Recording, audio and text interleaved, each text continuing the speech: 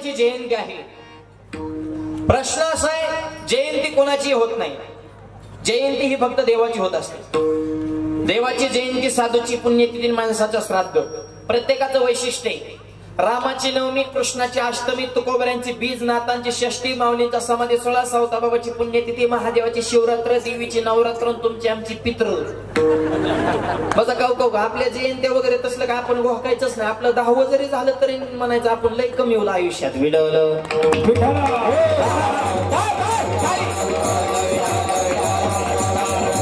मग जयंती देवाची होत असते, मग जिजाऊ मातेची जयंती कस काय संपन्न होते?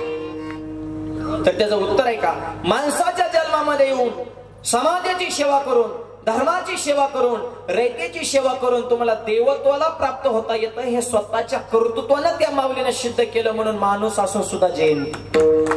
तुम्ही कर्मानं देव बनू शकता, तुम्ही जन्मानं जरी देव नसाल, पण तुमच्या कर्मातून, तुमच्या सेवेतून तुम्ही देवत्वाला प्राप्त होऊ शकता। हे स्वतःच्या कार्यातून आमच्या जिजाऊ माऊलीनं दाखवलं, म्हणून त्यांची जयंती विडवलं।